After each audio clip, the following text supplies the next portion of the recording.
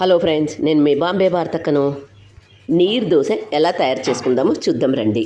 నా ఛానల్లో జొన్నల దోశలు, టమాటో దోశలు, కొర్రల దోశలు, రాగి దోశలు, పాలక్ దోశలు, నాన్ ఫర్మెంటెడ్ దోశలు, పెసల దోశలు, పెసరట్టు, లూబియా దోశ, పాలక్ దోశ, వెజిటబుల్ దోశ ఇవన్నీ ఉన్నాయి. కింద లింక్ ఇస్తాను, చూసి చేసుకోండి. బియ్యం 1 కప్. ఏ కప్పుతో అయితే మనం బియ్యం తీసుకున్నామో అదే కప్పుతో 1/2 కప్పు పచ్చి కొబ్బరి.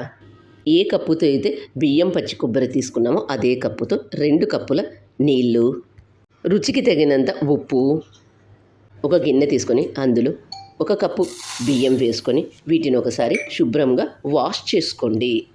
అక్క ఏ బియ్యం తీసుకోవాలి అని అంటారు. ఏ బియ్యమైనా పర్వాలేదు, అలాగని బాస్మతి బియ్యం మాత్రం తీసుకోవద్దు. ఇలా తీసుకున్న వాటిని శుభ్రంగా వాష్ చేసుకున్న తర్వాత బియ్యం మునిగేంత వరకు నీళ్లు పోసుకొని గంటలు కానీ లేదా ఉదయం చేసుకోవాలనుకుంటే ఓవర్ నైట్ కూడా నానబెట్టుకోవచ్చు. నీరు దోశలకు ఫర్మెంటేషన్ అవసరం లేదు. మూత మూసి 4 గంటలు పక్కన పెట్టండి. మూత తీసి వీటిలో ఉండే నీళ్ళన్నీ వంపేసుకొని ఒక మిక్సీ జార్ను తీసుకొని అందులో బియ్యాన్ని వేసుకొని మెత్తగా మిక్సీ చేసుకోండి. మెత్తని పేస్టులా చేసుకోండి. నీళ్లు పోసుకోవద్దు. నీళ్లు పోసినట్లయితే బియ్యం మెత్తగా కావు. బియ్యాన్ని మెత్తగా మిక్సీ చేసుకున్న తర్వాత మూత మూసి మెత్తగా మిక్సీ చేసుకోండి. మెత్తగా మిక్సీ చేసుకున్న దీంట్లోకి 1/2 కప్పు పచ్చి కొబ్బరి వేసుకోండి. ఏ కప్పుతో అయితే బియ్యం తీసుకున్నామో అదే కప్పుతో 1/2 కప్పు పచ్చి కొబ్బరి వేసుకోండి. వేసుకున్న తర్వాత దీన్ని కూడా మెత్తగా మరొకసారి మిక్సీ చేసుకోండి. ఉప్పు వేసుకొని మరొకసారి మెత్తగా మిక్సీ చేసుకోండి. ఇలా మిక్సీ చేసుకున్న దాన్ని ఒక బౌల్లోకి తీసుకుందాం. బియ్యాన్ని మెత్తగా మిక్సీ చేసుకోకపోతే దోశలు సరిగ్గా రావు. బియ్యపిండితోని చేసుకోవచ్చా ఈ దోశలు అని అంటారు. బియ్యపిండితో చేసుకోరాదు.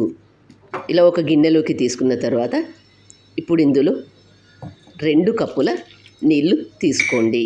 నేను మిక్సీ జార్ని క్లీన్ చేసి అందులో పోసుకున్నాను. గ్యాస్ ఆన్ చేసుకొని పెన్నం పెట్టుకొని దీని మీద ఒక చుక్క నూనె వేసుకొని ఆనియన్తో అంతా స్ప్రెడ్ చేయండి. ఇలా చేసుకోవడం వల్ల దోశ తీయడానికి ఈజీగా వస్తుంది. ముందుగా మనం తయారు చేసుకున్న బ్యాటర్ను పెన్నం బాగా వేడైన తర్వాత మంటను సిమ్ములో పెట్టుకొని గరిటెతో ఇలా పెన్నం మీద వేసుకోండి. గరిటెతో కానీ గిన్నెతో కానీ లేదంటే చిన్న గ్లాస్తో కానీ పెన్నం మీద ఇలా వేసుకోండి. ఒక సైడు కాలిన తర్వాత ముందుగా అంచులను లూజు చేసి మరొక సైడు తిప్పి వేసుకోండి. తిప్పి వేసిన తర్వాత 1 నిమిషం కన్నా ఎక్కువగా వేయించుకోవద్దు. ఇలా తయారు చేసుకున్న నీరు దోశను ఒక రంధ్రాల గిన్నె మీద ఇలా పెట్టుకోండి. రంధ్రాల గిన్నె మీద ఇలా పెట్టుకున్న తర్వాత అలాగే మిగతా వాటన్నింటిని కూడా తయారు చేసుకోండి. పెన్నం మీద దోశ వేసి ప్రతిసారి గరిటెతో అంతా ఒకసారి బాగా కలుపుకున్న తర్వాత మాత్రమే దోశలాగా వేసుకోవాలి. లేదంటే ఇలా ఒక సైడు కాల్చుకున్న తర్వాత మరొక సైడు తిప్పి వేసుకోండి. ఇష్టమైన వాళ్ళు నూనె వేసుకోండి, లేదంటే స్కిప్ చేయండి. బియ్యంతో చేసాం కాబట్టి ఈ దోశలు తెల్లగానే ఉంటాయి. ఇలా చేసుకున్న ప్రతిదాన్ని రంధ్రాల గిన్నె మీద పెట్టుకోండి. సర్వ్ చేసుకునేటప్పుడు ఇప్పుడు దీన్ని ఇలా సర్వ్ చేసుకునేటప్పుడు ఒకసారి సగానికి మడిచి మళ్ళీ సగానికి మడచండి. ఇప్పుడు దీన్ని ఇలా ప్లేట్లో సర్వ్ చేసుకొని మీకు ఇష్టమైన పచ్చడితో, కొబ్బరి పచ్చడి కానీ పల్లి పచ్చడితో కానీ సర్వ్ చేసుకొని తినండి. మీరు కూడా తప్పక ట్రై చేయండి. మరి మీకు ఎలా వచ్చాయో నాకు కామెంట్ చేసి చెప్పండి. నా ఛానల్ కొత్తగా చూసేవాళ్ళు సబ్స్క్రైబ్ చేసుకోండి. నా ఛానల్లో చాలా రకాల దోశలు ఉన్నాయి. కింద లింక్ ఇస్తాను, చూసి చేసుకోండి. నా వీడియో నచ్చినట్లయితే ఒక లైక్ వేసుకోండి. మీరు ఇచ్చే ఆ లైకే మాకు ఎంతో ప్రోత్సాహాన్ని ఇస్తుంది. Thank you for watching.